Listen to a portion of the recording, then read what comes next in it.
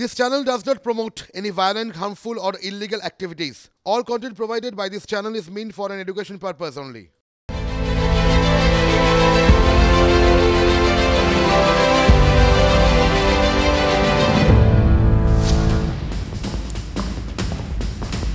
নমস্কার, ঠিক রাত ৮টায় আপনার কথা নিয়ে আবার ঠোঁট কাটা, আপনার মুড, আপনার ভাষায় কথা বলতে। তার কথা বলি শুরুতেই। তিনি সদ্য প্রাক্তন, তিনি পদ্মমুখী, তিনি আবার নব্য রাজনীতিক। বুঝে গেছেন তো? অভিজিৎ গঙ্গোপাধ্যায়ের কথাই বলছি, যিনি অবসর নিয়েই স্বঘোষিত রাজনীতিবিদ হলেন। মানে কোনো দল এখনো বলেনি যে সেই দলের পতাকা হাতে নিয়ে সেখানকার কোনো নেতা যে তিনি রাজনীতিতে জয়েন করলেন। অভিজিৎ গঙ্গোপাধ্যায় সাংবাদিকদের মুখোমুখি হলেন আর বললেন তিনি বিজেপিতে জয়েন করছেন আপাতত। শুনুন। টিকিট পাই বা না পাই, লড়ি বা না লড়ি, আমি বিজেপিতে আপাতত জয়েন করছি। তিনি বলেছেন আপাতত আমি বিজেপিতে যোগ দিচ্ছি, অর্থাৎ এই দলের এবং এই নির্বাচনী ভবিষ্যৎ সম্পর্কে তিনি নিজেই নিশ্চিত নন। কেউ কোনোদিন কোনো দলে জয়েন করার মুহূর্তে আপাতত শব্দটা ব্যবহার করতে পারে না। দেখুন, রাজনীতির মাঠে পা রেখেছেন কি রাখেননি, মেজাজটা একেবারে দুধের রাজনীতিকের মতো আগে ভাগেই সেট করে নিয়েছেন। তাই সাংবাদিক বৈঠক, রাজনৈতিক জীবনের প্রথম সাংবাদিক বৈঠক শুরু করলেন দুর্বৃত্তদের কথা বলে। শুনুন। সাংবাদিকের ছদ্মবেশে কিছু দুর্বৃত্ত এখানে ঢুকেছে, যে কারণে বিষয়টা আমি থানাতে জানিয়েছি এবং এখানে সে বিষয়ে নজর রাখা হচ্ছে। আপনারা যাদেরকে দেখবেন যে এই সাংবাদিক বৈঠক বানচাল করার জন্যে বা অন্য কোনো দুর্বৃত্তপনা এখানে করছে, আপনারা তাদেরকে রেজিস্ট করবেন। উনি দুর্বৃত্ত শব্দটা আরও কয়েকবার ব্যবহার করেছেন। ডায়মন্ড হারবারের দুর্বৃত্তদের বুঝিয়ে দেবেন বলেছেন। দেখুন, বিজেপি এখনো বলেনি অভিজিৎ গঙ্গোপাধ্যায় তাঁদের দলে জয়েন করছেন। অভিজিৎ গঙ্গোপাধ্যায় বিজেপির ভাষায় কথা বলছেন। অভিজিৎ গঙ্গোপাধ্যায় তার লক্ষ্য স্থির করে ফেলেছেন, লক্ষ্যে তিনি অবিচল। প্রথম সাংবাদিক বৈঠক রাজনৈতিক জীবনের টার্গেটকে বুঝিয়ে দিয়েছেন। টার্গেট নাম না করে তৃণমূল কংগ্রেসের নাম্বার 2কে বোঝালেন। ডায়মন্ড হারবার কেন মুখে আনলেন? আচ্ছা, অভিজিৎ গঙ্গোপাধ্যায় কি জানেন না বিজেপি এখন তার কৌশল বদলে ফেলেছে? মানে 2021-এর ভোটের আগে যেমন 1 পয়েন্ট টার্গেট বিজেপির ছিল অভিষেক বন্দ্যোপাধ্যায় এবং তার সঙ্গে বিভিন্ন দুর্নীতির অভিযোগ, 2024-এ তো রণকৌশল পাল্টে গেছে। এখন তো বিজেপির এক এবং একমাত্র টার্গেট সুপ্রিমো মমতা বন্দ্যোপাধ্যায়। জানেন তো, সদ্য বিজেপিতে স্বঘোষিত বিজেপিতে যোগ দেওয়া অভিজিৎ গঙ্গোপাধ্যায়। তবে ভাষা টাষাগুলো তিনি রপ্ত করে নিয়েছেন। তিনি অনেক বিশেষণ ব্যবহার করেছেন তার কর্মজীবনে। আজ নতুন বিশেষণ যোগ করলেন বঙ্গ রাজনীতির অভিধানে। ওই যে তাল পাতার সেপাই, কার কথা বললেন? বুঝতে বাকি থাকলো? যা রটে তার কিছু তো বটে। দেখুন, ঠিক রটনা ছিল না। মিডিয়ার সামনে নিজেই বলেছিলেন তৎকালীন বিচারপতি অভিজিৎ গঙ্গোপাধ্যায়। বলেছিলেন মঙ্গলবার পদত্যাগ করবেন, তারপর বলবেন পরবর্তী পদক্ষেপের কথা। আর তখন থেকেই রটে গিয়েছিল। আর আজ মঙ্গলবার পদত্যাগের পর নিজেই স্পষ্ট করে দিলেন। অভিজিৎ গঙ্গোপাধ্যায় বোঝালেন রটনা আসলে ঘটনাই। আমি ভারতীয় জনতা পার্টিতে যোগ দিচ্ছি এবং এই যোগদানটা আমি শীঘ্রই করব, সম্ভবত 7 তারিখে। কোন সিট থেকে আমি লড়াই করব সে সম্বন্ধে সিদ্ধান্ত নেবেন বিজেপির ওপর মহলে যে ইলেকশন কমিটি আছেন তারা। এ বিষয়ে আমার এখনও পর্যন্ত কিছু জানা নেই এবং তাদের সিদ্ধান্ত যা হবে সে আমি টিকিট পাই বা না পাই, লড়ি বা না লড়ি, আমি বিজেপিতে আপাতত জয়েন করছি। আপাতত তাহলে বিজেপিতেই পদত্যাগী বিচারপতি বললেন আপাতত জয়েন করছেন। নিয়োগ দুর্নীতির বিচার প্রার্থীদের মুখে মুখে তিনি কোট আনকোট জনগণের বিচারপতি। সেই অভিজিৎ গঙ্গোপাধ্যায় এবার তাহলে রাজনীতিতে নামছেন, তুড়ি জয়েন করছেন কাল বাদ পরশু। সাংবাদিক বৈঠকের আগা গোড়া চাচা ছোলা আক্রমণ শানালেন তৃণমূলকে। আর এক কদম এগিয়ে আবার প্রতিপক্ষ মানে টার্গেটও ঠিক করে ফেললেন, তাই নয় কি?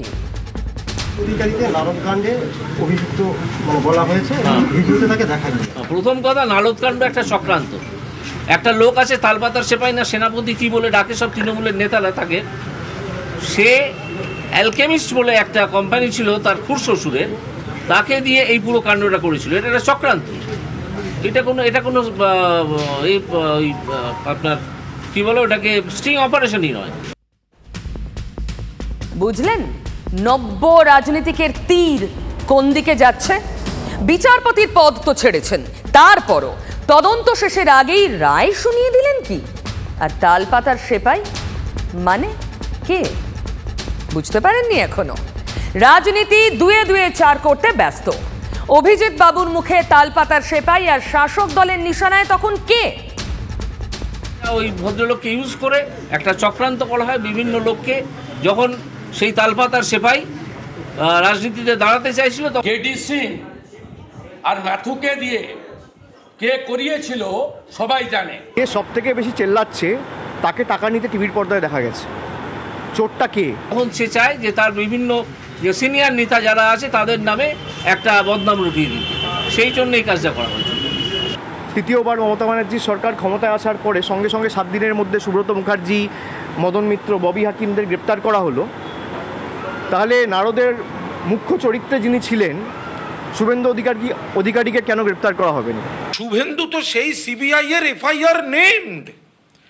তাহলে আপনি যে দলটায় যোগ দিচ্ছেন বিজেপি, সেই দলটাই তো এই ভিডিওটার ফুটেজটা বার করে শুভেন্দু অধিকারীকে চোর বলে সিবিআই চেয়েছিল। সুতরাং এইটা কোনো দুর্নীতির সঙ্গে এর সংস্থার অনেক দূরে। আগে চক্রান্তের দিকটা দেখতে হবে যে কে চক্রান্তটা করেছিল, কেন চক্রান্ত করেছিল। এটি তো শুরু করেছে, অ্যালকেমিস্টের তদন্ত তো শুরু করেছে। তাহলে সেই শুভেন্দু অধিকারী যখন গ্রেফতারি এড়াতে দলবদল করলো, আপনি কেন তদন্তের আগে আপনি ক্লিনচিট দিচ্ছেন কি করে? টিএমসি নেতাদেরও তো দেখা গেছিল সেই ভিডিওগুলোতে। টিএমসি নেতাদেরই তো দেখা গেছিল, আর কাকে দেখা গেছিল? রাইট। তো সেক্ষেত্রে কি তারাও ওই চক্রান্তের শিকার আপনি মনে করেন? অবশ্যই তারা চক্রান্তের শিকার। কেউ সেই চক্রান্তের শিকার হয়ে এখনো গিয়ে ওই তালপাতার সেপাইকে সেনাপতি বলে ডাকছেন। কোন যুদ্ধ তিনি জিতেছেন আমি জানি না। 3টে জিনিস খুব ইন্টারেস্টিং লেগেছে। একটা হচ্ছে বিজেপির যারা নেতা তারা আমার নাম নেয় না, তারা ভাববাচ্চে কথা বলে। আর প্রাক্তন বিচারপতি, আমি প্রাক্তন বলছি তার কারণ হচ্ছে উনি ইতিমধ্যেই ওনার রেজিগনেশন টেন্ডার করেছেন। আর প্রাক্তন বিচারপতিও ভাববাচ্চে কথা বলেছে, আমার নাম নেয়নি। সুতরাং এই মিলটা খুব interesting. What's in a name? নামে কি বা এসে যায়? অথচ এই নামের ফেরেই তো জগৎ ফেরে। আর কি চলল বঙ্গ রাজনীতির জগৎ ও তালপাতার সেপাই। মনে করি কোন তালপাতার সেপাইকে আমি দুষ্কৃতির বেশি অন্য সম্মান দিতে পারবো না। যাকে অন্যরা সেনাপতি বলছেন, না নাম বলবো না, সেই নামটাকে আমি স্ল্যাং ল্যাঙ্গুয়েজ বলে মনে করি, আমি সেই নামটাই নেবো না। কোনো নাম করেননি, বলেছেন তালপাতার সেপাই। আর শাসক মুখপাত্র, তোরে যদি এত বিষ থাকে কারুর কোনো দলের অবস্থান সম্পর্কে, কোনো রাজনৈতিক প্রতিষ্ঠিত তরুণ তুর্কি নেতা সম্পর্কে, তাহলে তিনি যতদিন বিচার করেছেন তাহলে তার ভেতরের সেই বিষ এবং পক্ষপাতটা তো সেই বিচারে প্রতিফলিত হয়েছে। অভিষেক বন্দ্যোপাধ্যায় একটি মামলা করেছিলেন, যেটা আমি পরিষ্কার বলছি, এই নামটি আমি শুনতেও চাই না, এই নামটি আমি উচ্চারণও করব না। অথচ এই সেদিন বলেছিলেন তখন তিনি বিচারপতির আসনে রয়েছেন। একজন নেতা অভিষেক বন্দ্যোপাধ্যায়, তার এত সম্পত্তি কোথা থেকে আসে? তিনি কি একটা এফিডেভিট অফ অ্যাসেটস দিয়ে ডিক্লেয়ার করবেন? এফিডেভিট তৈরি করে সোশ্যাল মিডিয়াতে কি পোস্ট করবেন যে তার এফিডেভিট অ্যাসেটস কত? সেটা করতে পারবেন? যদি তিনি করেন, আমি তাহলে অন্যান্য ইকুইভ্যালেন্ট নেতা যারা আছেন, যেমন ধরুন মীনাক্ষী মুখোপাধ্যায় বা অন্য যারা আছেন, তাদের কাছেও একই অনুরোধ রাখবো। কে মানে অভিষেকের সম্পত্তি দেখতে চায়? আরে দেখুন না মশাই, আপনার হাতে কম্পিউটার রয়েছে, আপনি ডাউনলোড করে নিন অভিষেকের এফিডেভিট, আপনি দেখে নিন। সেদিন বিচারপতির মুখে ছিল নাম, আর এখন রাজনীতিতে যোগ দেওয়ার পথে কড়া চ্যালেঞ্জ অভিজিৎ বাবুর। তবে যার কথা বললেন তিনি যদি নির্বাচনী ময়দানে আপনার প্রতিদ্বন্দ্বিতায় দাঁড়ায়, আপনি লড়াই করবেন? দাঁড়াবেন না, আমি কি ভয় পালিয়ে যাবো? যদি আমাকে বিজেপি তার বিরুদ্ধে দাঁড় করায় আমি কি ভয় পালিয়ে যাবো? এবং আমি দেখিয়ে দেবো তার দুর্বৃত্ত দলকে কিভাবে মোকাবিলা করতে হয়। তার একটা পরিষ্কার দুর্বৃত্ত দল আছে ডায়মন্ড হারবারে, তাদের মোকাবিলা করেই তাকে লক্ষ লক্ষ ভোটে হারাবো। এখন আমি বারে বারে বলেছি যে প্রথমেও যখন এই বিষয় নিয়ে আমাকে প্রশ্ন করা হয়েছে যে গণতান্ত্রিক দেশে যে যেখান থেকে দাঁড়াতে চায়, নির্বাচনে প্রতিদ্বন্দ্বিতা করতে চায়, সে করতে পারে, তার সেই অধিকার আছে।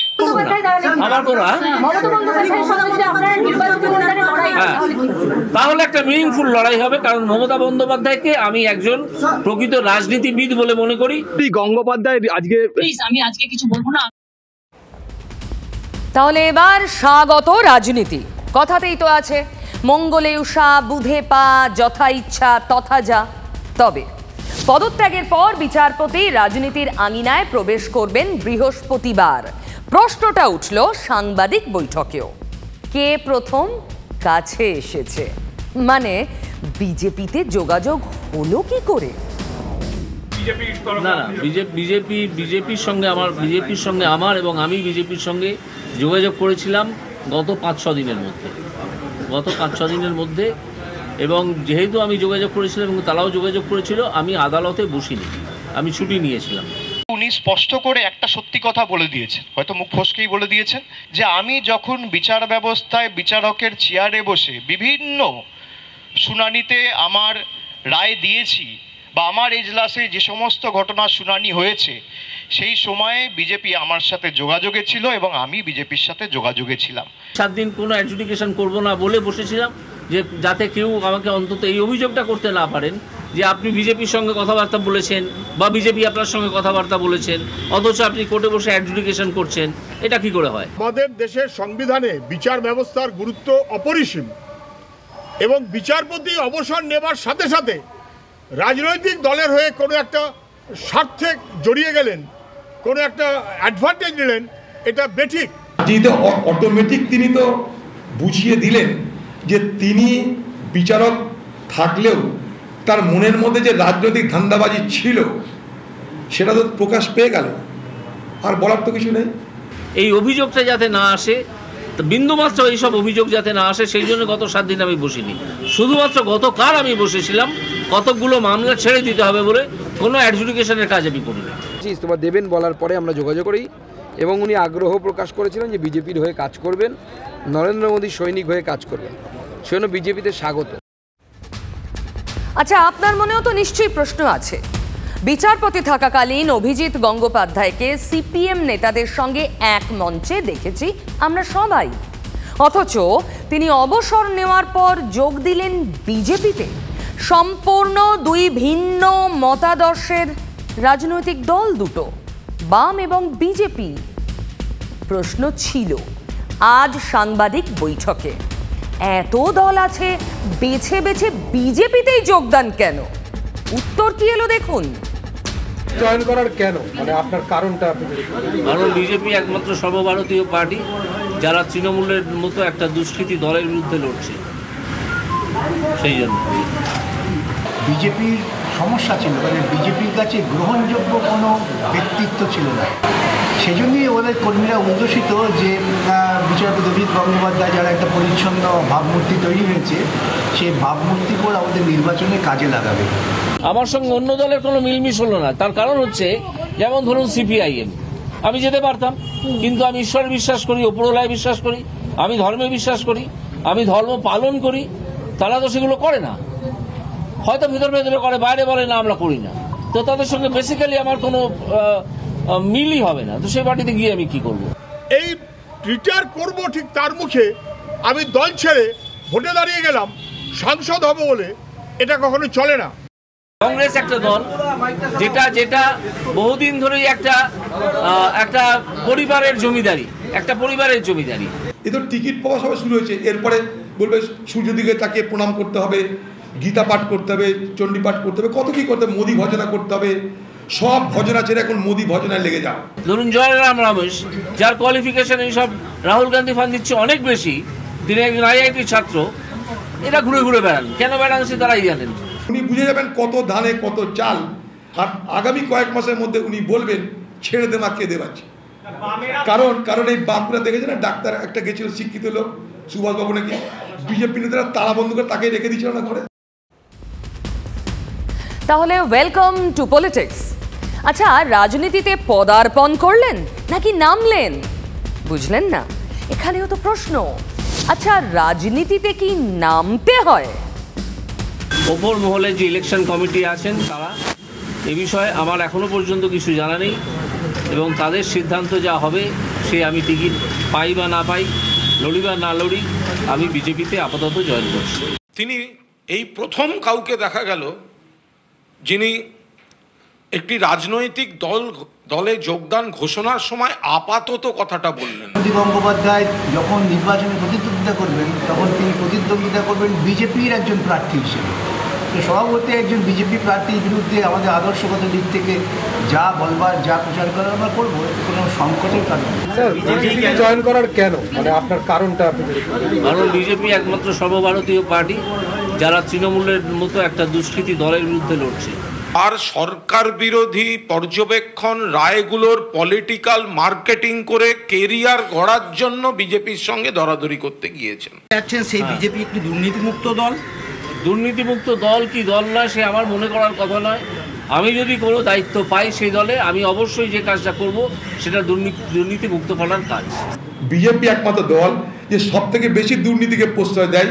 বিজেপি একমাত্র দল যেখানে যত চুরি করে ঢুকলে তুমি তারপর দিয়ে সাধু হয়ে যেতে পারো। প্রেস কনফারেন্স প্রমাণ করে দিচ্ছে যে তৃণমূলের মুখপাত্ররা সঠিক লোককে আক্রমণ করেছিলেন, যার মুখোশের আড়ালে আসল মুখ সিপিএম চিনতে পারেনি, কংগ্রেস চিনতে পারেনি। আস্তে আস্তে জাস্টিস গাঙ্গুলি জাস্টিস জোকারে পরিণত হবে। বিকৃত হয়ে গেছে কিছু দুর্বৃত্ত দ্বারা, এবং এটাই হতে থাকবে। ভদ্রলোকেরা, যারা পড়াশোনা জানা লোক, যারা ভাবেন, যাদের চিন্তা ভাবনার একটা দাম আছে, বাঙালি তো প্রচুর আছেন যারা রাজনীতিতে আসতে উৎসাহী, কিন্তু এই দুর্বৃত্তদের দেখে আসেন না। দেখুন, তাহলে সত্যি সত্যি বিজেপিতে মানে হাতে পদ্ম নিচ্ছেন অভিজিৎ গঙ্গোপাধ্যায়। বঙ্গ বিজেপির নেতারা তো তোফা মুডে, প্রধানমন্ত্রী আসছেন, জোশ বাড়ছে, এদিকে নেতাদের এন্ট্রিও হচ্ছে, ভাঙছে অন্য দল, বাড়ছে বিজেপি। যেমন ধরুন সৌমেন রায়, গত বিধানসভা নির্বাচনে বিজেপির টিকিটে জিতে মাস চারেকের মধ্যে শাসক দল তৃণমূলে যোগ দিয়েছিলেন তিনি। এবার লোকসভা ভোটের আগে কালিয়াগঞ্জের বিধায়ক সৌমেন রায় আবার বিজেপিতে ফিরলেন ঠিক ভোটের আগে। দলের ফ্ল্যাগ হাতে তিনি বিরোধী দলনেতা শুভেন্দু অধিকারীর নেতৃত্বে বিজেপিতে ফিরলেন। বললেন মনটা বিজেপিতেই ছিল, শরীর নিয়ে এসেছিলেন তৃণমূলে। শাসক দলে কাজ করতে পারছিলেন না। সৌমেন রায় আরো অনেক কথা বলেছিলেন। এরপর কৌস্তব বাগচির কথা বলি। কৌস্তব কংগ্রেসের নেতা ছিলেন, হাত ছেড়ে সোজা গেরুয়া শিবিরে। এর আগে বহুবার কৌস্তবকে দেখা গিয়েছে শুভেন্দু অধিকারীর পাশে নানা কর্মসূচিতে। আবার শুভেন্দুকেও দেখা গিয়েছে কৌস্তবের বাড়ির অনুষ্ঠানে যোগ দিতে। পদ্মের আনুষ্ঠানিক ছাপটা অবশ্য গত সপ্তাহে পড়েছে।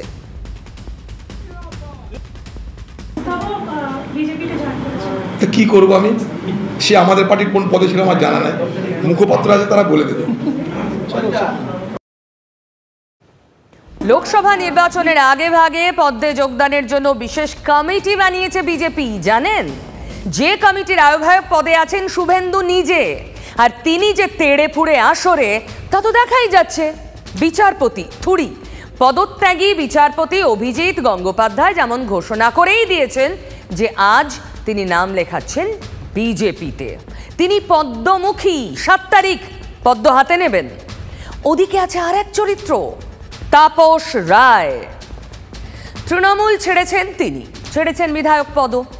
তার নিজের কথায় এখন তিনি ফ্রি বার্ড। তা সেই মুক্ত পাখি উড়ে উড়ে কোথায় বসবে, কার দাঁড়ে, প্রশ্নের উত্তর এখনো দেননি তাপসবাবু। তবে কানাঘুষো তো তাতে থামে না। রটনা, নিজের মতো চলছে। আর সে কথা শুনলে তার এক পাও বিজেপির দিকে বাড়ানো রয়েছে বলেই মনে হয়, যদিও তিনি তা একবারের জন্য খোলসা করেননি।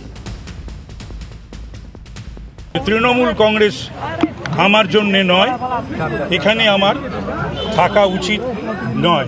আমি কি করব না করব সেটা আমার সিদ্ধান্ত। এখন আমি ফ্রি বার্ড, আমার সিদ্ধান্ত আমি কি করব। এরই মধ্যে জল্পনা অনেকটা বেড়ে গেছে এক লাফে সজল ঘোষের জন্য। তিনি আজ গিয়েছিলেন তাপস রায়ের বাড়ি। তাপস রায় বিজেপিতে এলে তিনি খুশি হবেন, খোলাখুলি বললেন সজল। আর তাপস রায় উত্তর কলকাতায় প্রার্থী হলে খুশি হবেন তো সজল? আমি বলছি, মানুষকে আশ্বস্ত করছি, তাপস রায় যদি প্রার্থী হন, আমার থেকে ভালো প্রার্থী হবেন। হবেন কি হবেন না সেটা দল ঠিক করবেন, আমি নয়। জিততে পারবেন 100 বার জিতবে। ওকে তৃণমূল হারাবে, ওকে তৃণমূল হারাবে, কলা গাছ দাঁড়ালেও জিতবে। লোকে তো বলবে সেখানে তাপস রায় ভারী ক্যান্ডিডেট। এর মধ্যেই জানা গেছে কাল মানে বুধবার সল্টলেকে বিজেপির অফিসে যাবেন তাপস রায়। তাপস বিজেপির অফিসে আর কিছু বুঝতে বাকি থাকে? কথা বলবেন শুভেন্দু অধিকারী, সুকান্ত মজুমদারদের সঙ্গে। বুঝতে পারছেন তো বঙ্গ রাজনীতি ভোট বাজারে কোন দিকে বাঁক নিচ্ছে? কেউ এন্ট্রি নিয়ে ফেলছেন, কারোর ক্ষেত্রে হব একটা ব্যাপার। পদ্ম কাঁটা বেশ ভোগাচ্ছে বাকিদের, তাই না?